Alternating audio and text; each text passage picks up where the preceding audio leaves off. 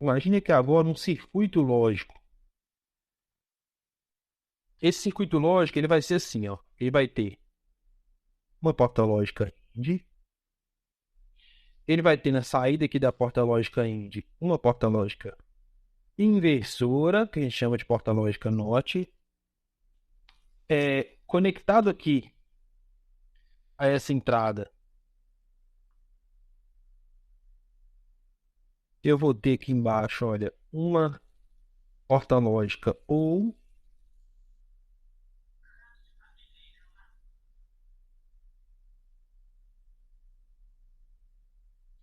E a saída dessa porta lógica ou, juntamente com a saída da inversora, formam uma saída.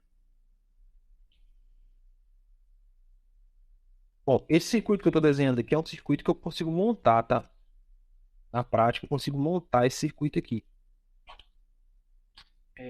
Então, aqui, ó, qual que é a expressão final de S?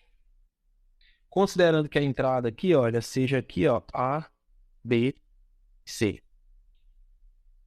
Então, isso aqui é uma lógica que pode vir, por exemplo, A, B e C recebem sensores vindo de alguma parte do processo, e esse S aqui pode ser uma saída, pode ser uma lâmpada, pode ser um contator, né? Pode ser uma coisa que seja acionada a partir de uma lógica. Como que eu faço para analisar esse tipo de circuito? É só eu ver. Essa porta lógica aqui é qual? END. Essa porta lógica aqui é qual? É NOT. Essa de baixo é porta lógica ou, que a gente chama de OR, né?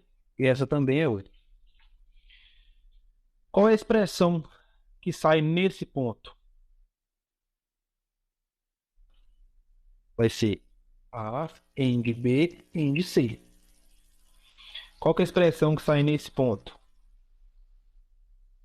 A ou B. Qual que é a expressão que sai nesse ponto? A, AND B, AND C, barrado. A NOT tem essa função de barrar o sistema, né? Bom, então eu tenho A, AND B, AND C barrado chegando em um ponto aqui da lógica OR e tenho um A ou B chegando do outro lado aqui da porta lógica OR. Logo, então, a minha saída vai ser o quê? Ó? Vai ser A AND B AND C barrado ou A ou B. Então, nessa saída é essa aqui, a minha expressão final seria essa aqui. Ó.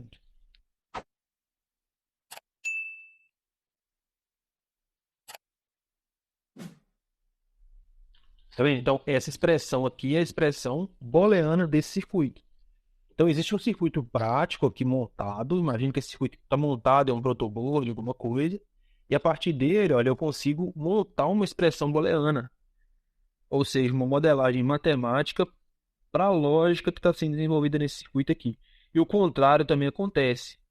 Se eu tiver só essa, essa expressão aqui e precisar montar um circuito, eu consigo, a partir dessa expressão, também montar o circuito. E é interessante porque essa lógica aqui nem sempre vai vir de componentes físicos, CI, transistores e tudo mais, né? Nem sempre vai ser um circuito físico montado. Algumas vezes ele pode vir também em algoritmo em código.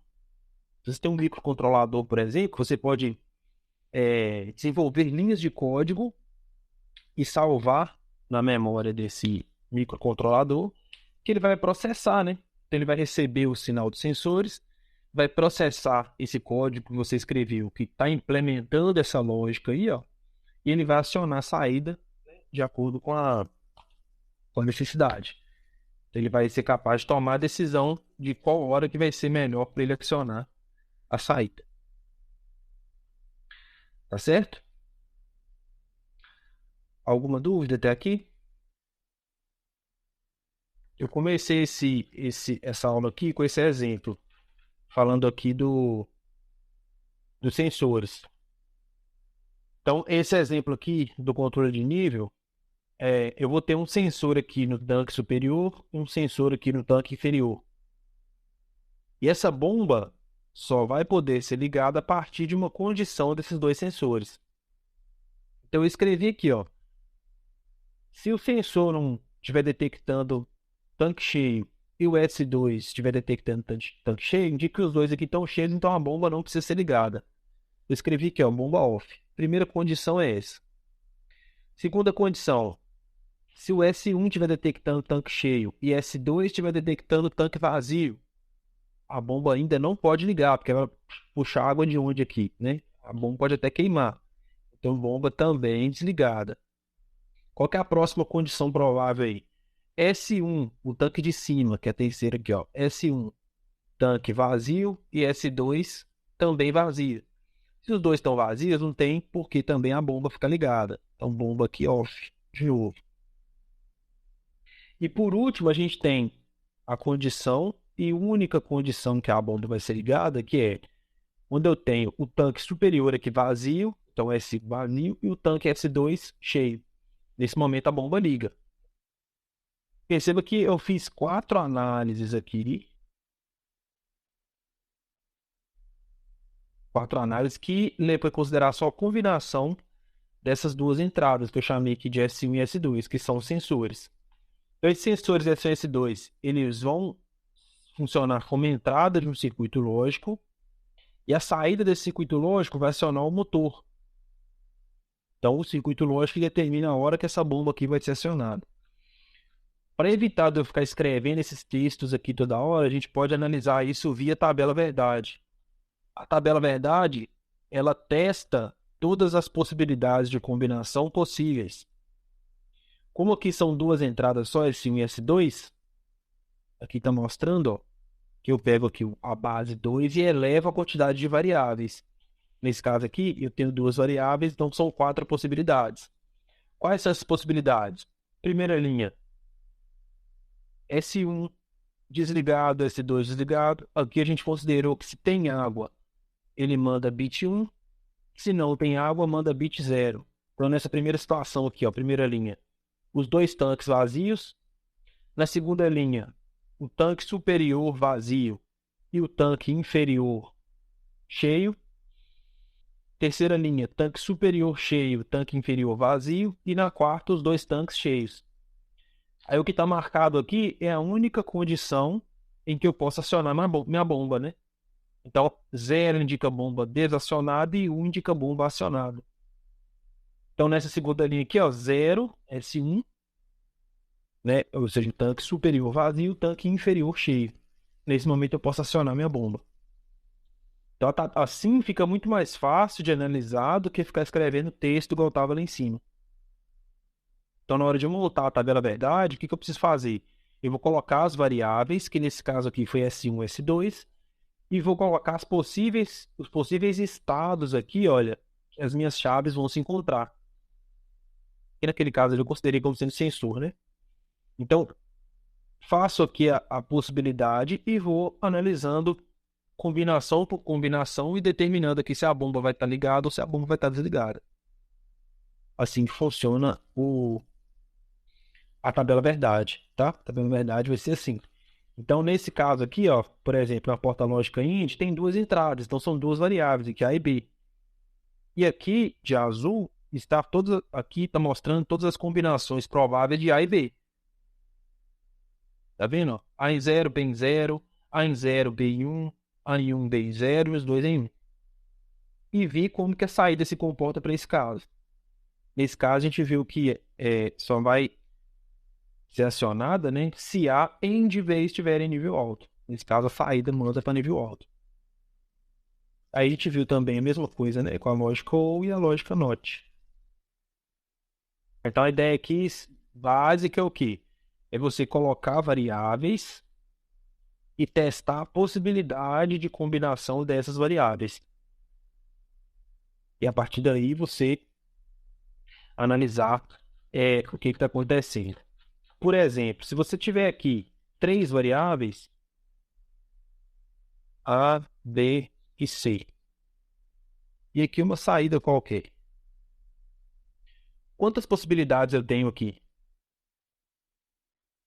Ó, base 2 elevado à quantidade de variáveis. Quantas variáveis tem ali? 3 variáveis. Quanto que dá isso aqui? 2 elevado a 3. 8 possibilidades.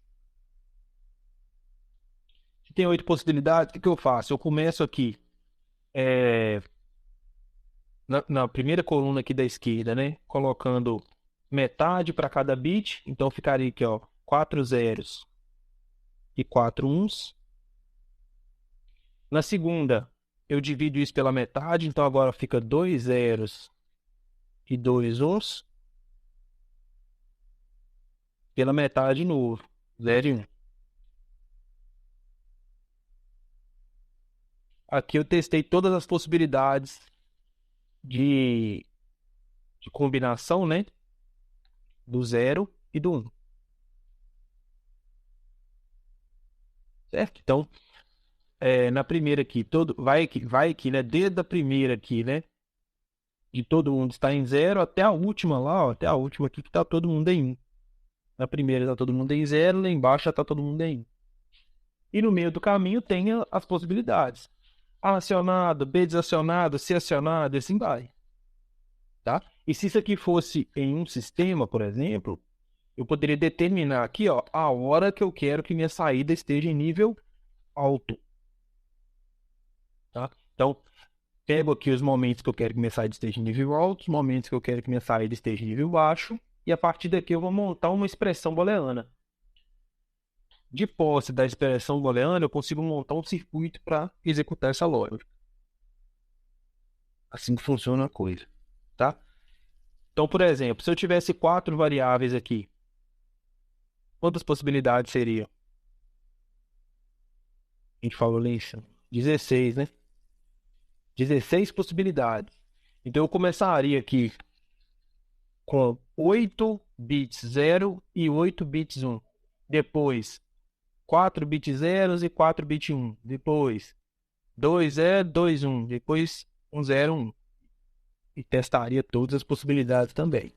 Então, quanto mais a gente vai fazendo, quanto mais variáveis tem o sistema, maior é a possibilidade de combinações. Então, vai ficando cada vez mais complexo. Então, vai chegar um ponto que a gente não tem como ficar analisando à mão mais. Acima de 3 variáveis já começa a ficar um pouco chato de analisar na mão, tá? E além de ser chato, fica muito suscetível a erro também. Então, aí, a partir daí, a gente começa a usar recurso computacional para fazer essa análise. Tá? É assim que funciona. Fica inviável de se analisar de forma manual. Ficou claro aí?